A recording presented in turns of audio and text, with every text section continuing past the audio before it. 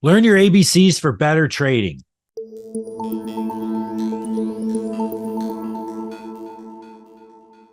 Here's a quote from Bill Russell that I love. But contrary to what people think, a self-motivated athlete is rarely one who eats, sleeps, and drinks his sport to the point that all his self-worth and even his self-respect depends upon his performance. The all-consuming players value themselves as people only because they play ball. Now, if that was the case, you'd expect them to play their hearts out, right? Wrong. They don't. Because such players usually do not like themselves. They choke, they complain, or they have strange things going on inside their heads that injure their performance. This is from 1979. So think about what he's saying. He's saying the person who eats, sleeps, and drinks trading, all they're about is trading. And they value themselves only because they're great traders. He's saying you would think that they would be the best traders. He's saying that is wrong. They're not. Because somebody who depends on something like being a trader to value themselves usually means they do not like themselves. And the fact that they have this belief actually inhibits them from being their best. So last week we talked about masturbation. Today we're going to continue our conversation. And today we're going to talk about the ABCs of RET. RET is Rational Emotive Therapy. And it is a method for coping with emotional stress through rational thinking. Our emotional behavior and our actions do not result directly from our circumstances. So in other words, our behavior and actions are not actually a direct result of our circumstance or the event.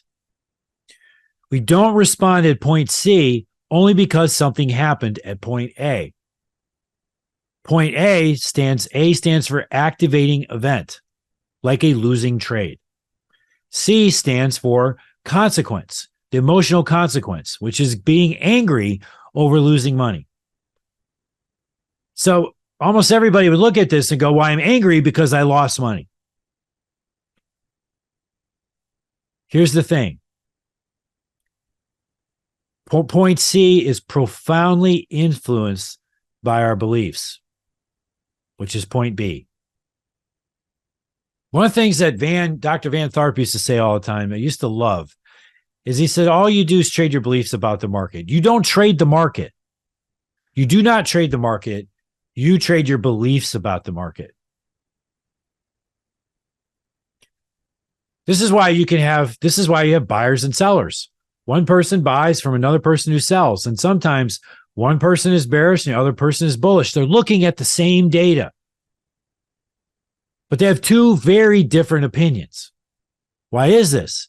Because they're trading through the lenses of their beliefs. One is a bearish trader, one is bullish. The market or things are neither good or bad. Only our beliefs, only our thinking makes them so.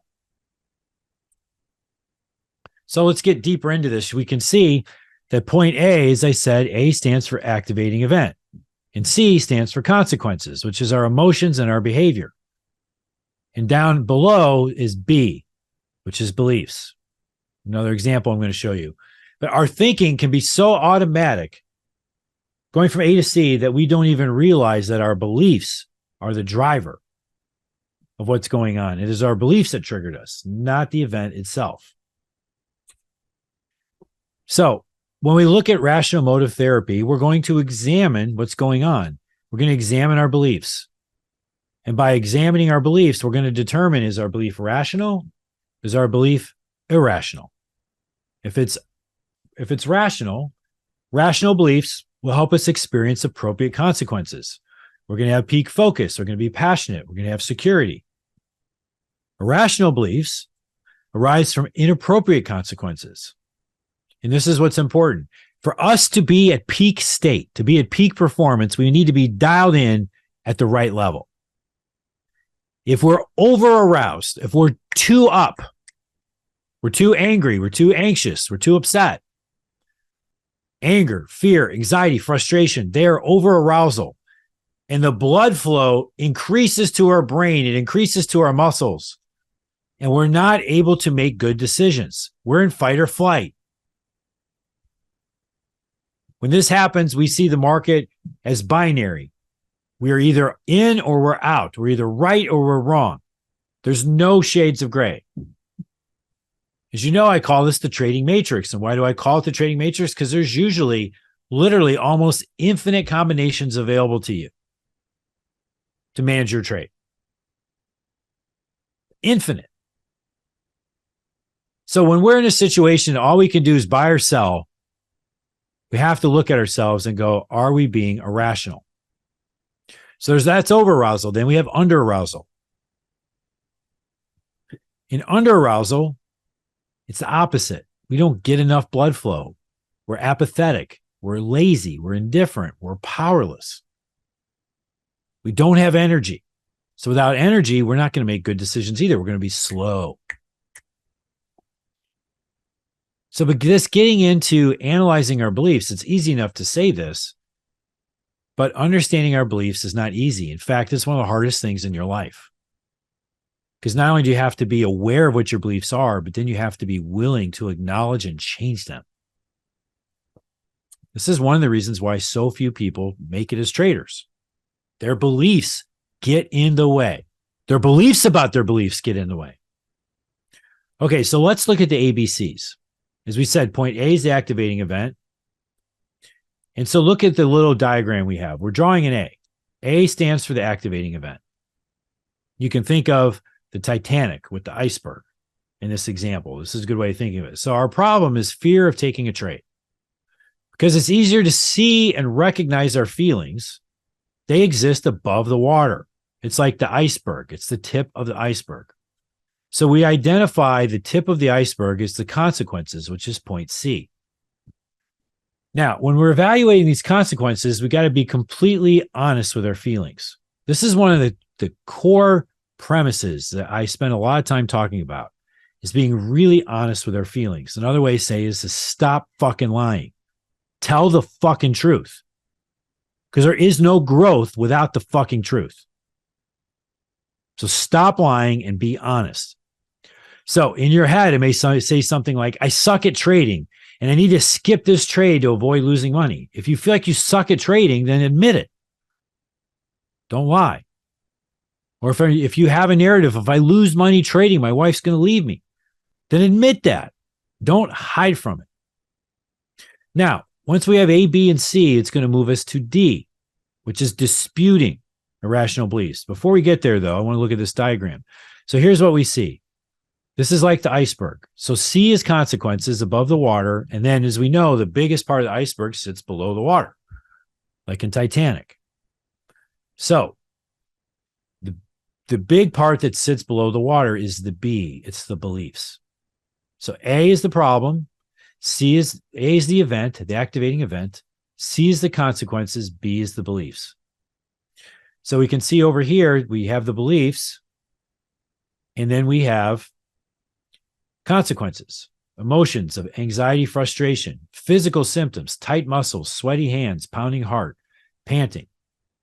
Mental consequences, being distracted, thinking about how much money I'm going to lose on this trade.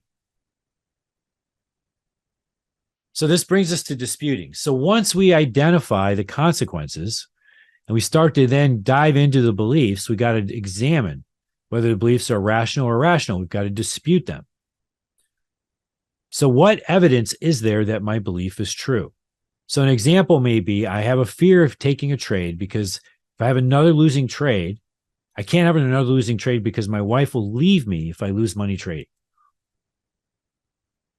Just think about that.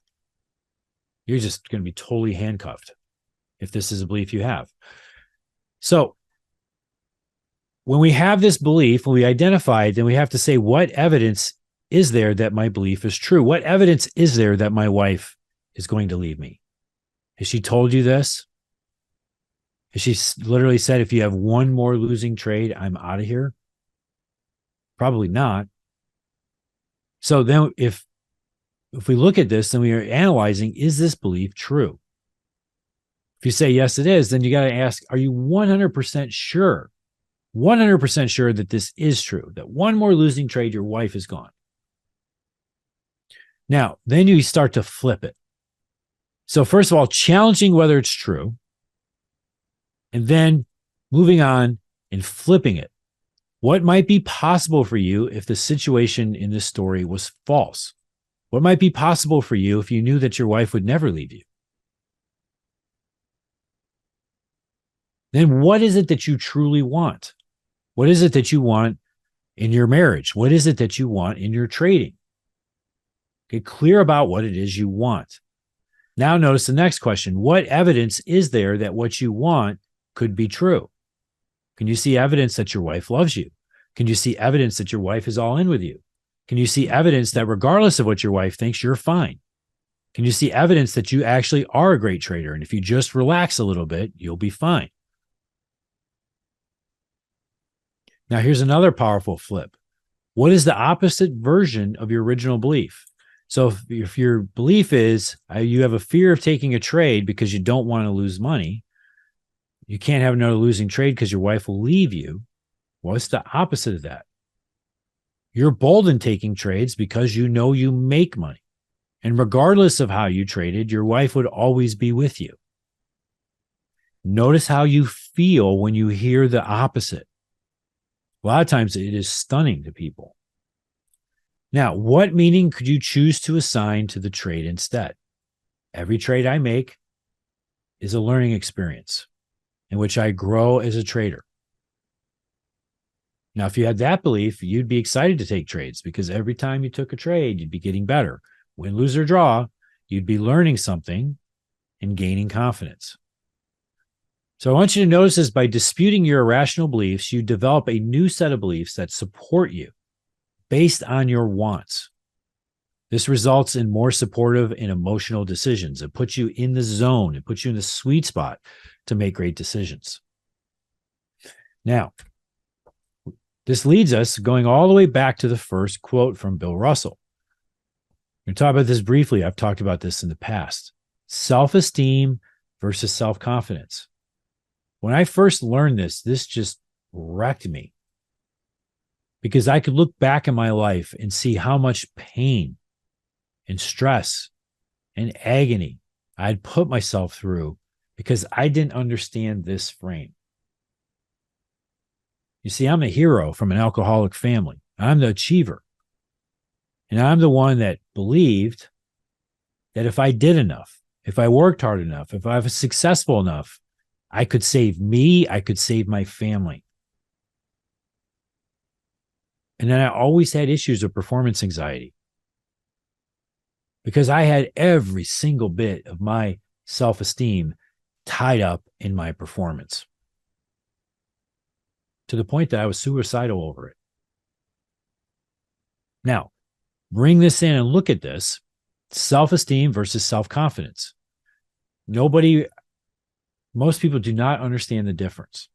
Self-confidence comes from developing aptitude in a skill.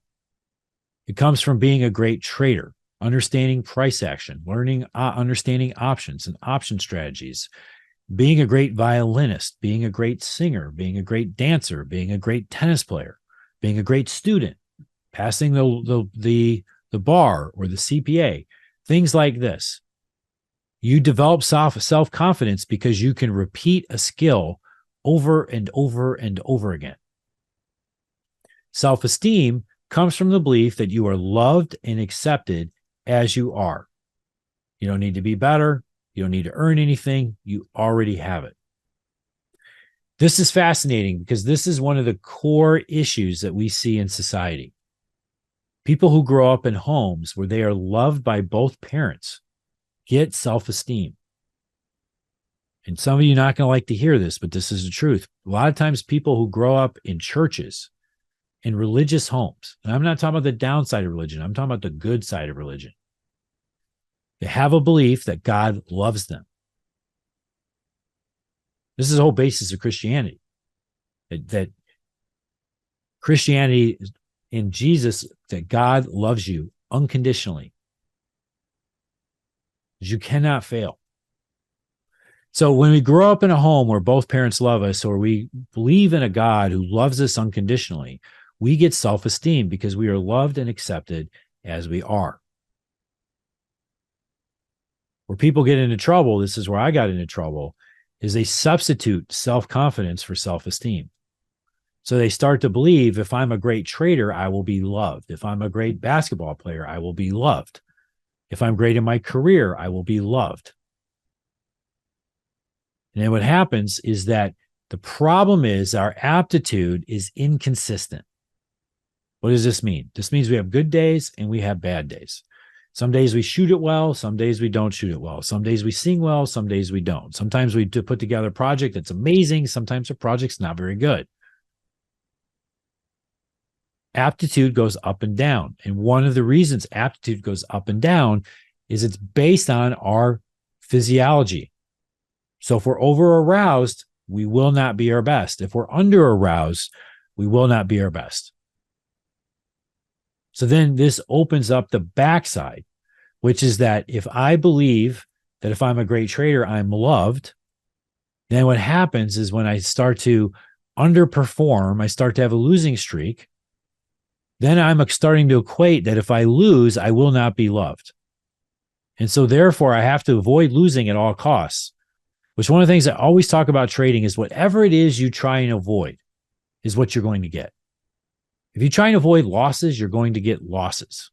If you want to avoid being wrong, you're going to be wrong. So as you start to slide into slump and it threatens your self-esteem, you do everything possible to make sure you don't lose, which then puts you in a state of over-arousal and you'll make poor decisions. Because you make poor decisions, you will lose even more, which puts you in a tailspin, because as you lose even more, your self-esteem goes down even further, which gets you more aroused. And all of a sudden you're in a funk where you just can't make money trading ever.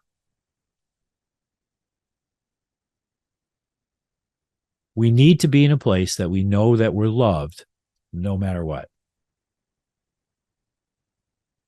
This is why your spirituality is so important in your success. Without it, it is much harder. If you grew up in a home with only one parent, or you grew up with abusive parents, a lot of us have. I did. Then we got a lot of work to do. Because we have to get to the point that we know that we are loved, that we are accepted. It's Trader Tip Tuesday. This is why I come to you with tips like today to help you perform at an outstanding level. Think about what I taught you today. This is big. This is way bigger than any freaking indicator. This is why we spend time on this. Have a great week. I'll see you next week.